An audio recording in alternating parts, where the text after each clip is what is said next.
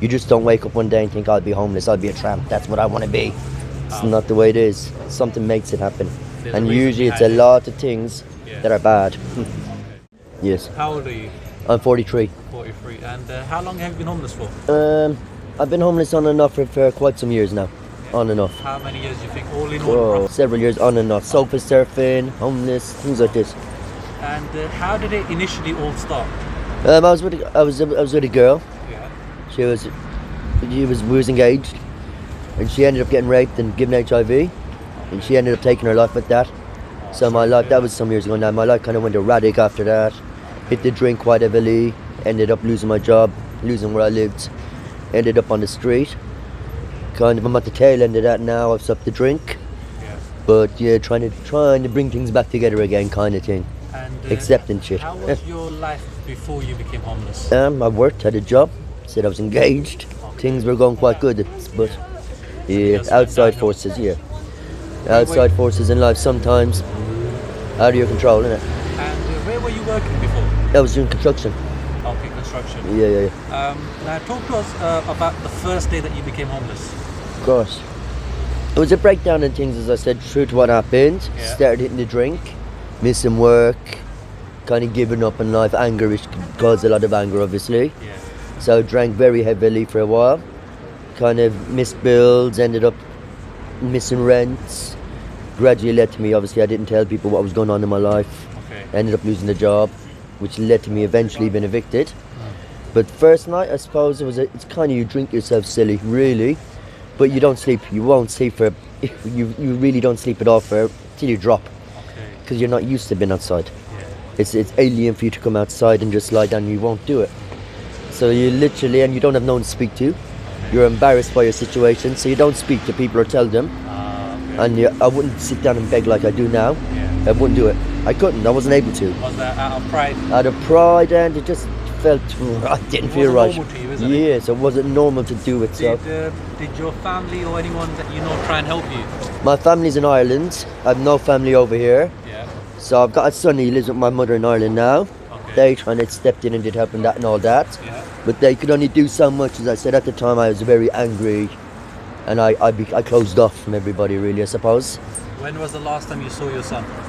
A few years now, but I speak every weekend. We speak on the phone. That's good. Yes. What do you find to be the toughest part about being homeless? I've kind of got used to it now, I suppose. But it's the initial becoming homeless at first. You don't know about day centres, where to wash, where to shave, where to get clothes. Okay. Just the isolation, Yeah. and you won't speak to people. You don't. So you go through a stage where you're just so lonely at first. Okay. Nobody to speak to. You don't want to tell people what's going on in your life. Yeah. You got pride, obviously, friends and stuff. Yeah. Now, I suppose everyone's situation is different, but I suppose people go through and around similar things at the beginning of it. And then now currently, because you've been homeless for a while now, what is there anything you still find quite tough? I suppose I've accepted this way of life, but it's a tough life. Okay. Every day's tough. It has an effect on your health, your mental health too, I suppose. It has to have an effect on your mental health. What happens when you're sick on the streets? You get sicker. You get sicker. I've got a dog and stuff, so I don't go to hospital. There is some doctors you can go see, or if you still have your old doctor. I have my old doctor from where I used to live. Yeah. They know I'm homeless, but they've just left the address on there, so I'm quite lucky in that way. Okay. I can access them. But there is places you can go if you know. If you Have know. any organisations tried to reach out to you? I've had some organisations, yes.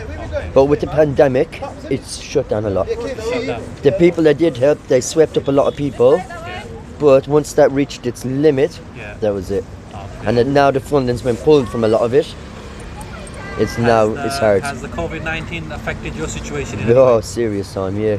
In what way? It closed most of the day centres. Where I used to go, Yeah. in the daytime, I could get some soup, things to eat, where I could wash every day, have a shave if I so wish, and stuff like this. Yeah. Clean clothes. Just, I had a routine. I'd started building a routine to give me something to do every day, structure. Yeah. The kind of did, That's been interrupted. this is gone. The day centres went. They weren't allowed to let you in no more, so you couldn't shower no longer, shave, things like this became very difficult. Cleaning yourself, basically trying to stay clean, very hard on the street because you're sitting on the floor. Yeah. And So- where do you currently sleep? Here, there, everywhere. Where I did you move sleep about. last night? I slept down in one of the parks just, sorry, not too far behind us. Yeah. Yeah.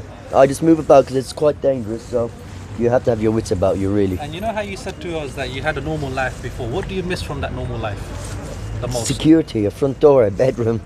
Close your door behind you. Running water. Things most people take for granted. Just having running water so you can have a cold drink when you're thirsty. Have a shower when you feel dirty. Things like bedroom, to close your door and lie in a nice bed. What was your toughest day on the streets? Would you say it was the first day or some other day? There's many, to be honest, so because things happen in your life. Yeah. You get very hungry. When you get ill, it's horrible. And so I'd say if there's no first day, there's probably your first month. Okay, that was the hardest for you. Yeah, it's you whether you make or break. You go mad or you don't go mad. Wow. That's simple because you just sit there, don't know one to speak to. Yeah. So you start going into your own mind. Yeah. You have a lot of anger. You got a lot of blame. So it's very hard. What stops you from giving up then? What kept you going in that time? Had dogs and stuff, but as I said, I went into the drink a lot, drank myself silly for a long time, and realizing I suppose the whole world wasn't to blame. Okay. Accepting what happens in life, which you have to do sometimes, which you don't want to do sometimes, and accepting everybody ain't to blame for your situation. So what's the one lesson that you've learned? Be humble, Be humble. and nothing in life is guaranteed. Wow. Appreciate everything you have, from running water to Be a grateful, bed. basically. Appreciate it and be grateful. It can be all gone tomorrow.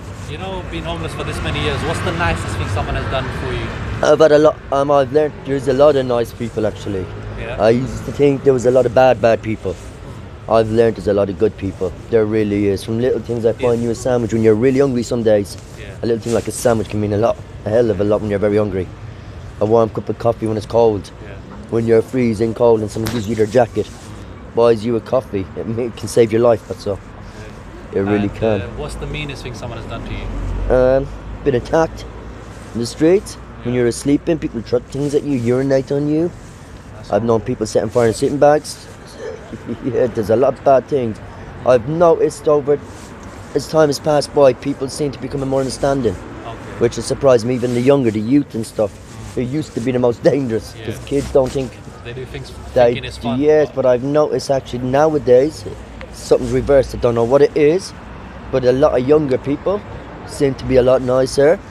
They'll give you money, they'll buy you food, Yeah. which at first that was a no-no. You'd be abused and shouted at.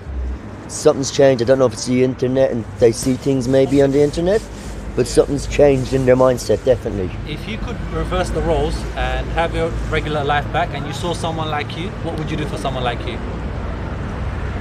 And try and help in any way. Everyone's situation is different. So whether, as I said, if it was a cold day, a hot drink, a blanket, get them into a hot stuff for the night, whatever, it depended. Everyone needs different priorities. It depends. Summertime, you can be really thirsty. Yeah. The heat can really get you, burn you, everything. So it depends on the time of year. There's negatives and positives to everything. And So if you could go back, is there anything you would change? there's a lot of things I changed in my priorities and what I thought was important. Yeah. To be honest, people is what's the most important in your life. Sometimes we think the objects around us is the Yeah. big TV, the nice car, not Modern society. not the that we're people. in. Yeah. The people's more important than that nice car and that big TV. Okay. You can buy a new TV, you can't buy a new person. Wow. You can't. Love is not TV, is it? So Love is the person you love. can I ask you, what does your future look like? Not set tight as it comes.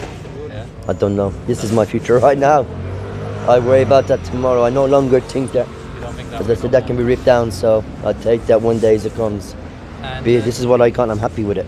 and my last question to you would be that, people watching this video, what would be your final message to people? What would you like them to know? Don't judge. Everyone's story is different. Not everyone's a drunk, not everyone's a drug addict. There's people, there's situations, and people come down this road. It's not one little thing that makes it. It's a multitude of things that build up and snap. So there's a lot of things behind everybody that makes them end up in that situation. They could have bad childhoods. Yeah. They can have really bad things happen to them. Something makes it happen. You just don't wake up one day and think, I'll be homeless, I'll be a tramp, that's what I want to be. It's not the way it is. Something makes it happen. There's a And reason usually it's behind a it. lot of things Yeah. that are bad. Okay. So just don't judge. Fantastic. Thank you so much. It's okay. God bless you.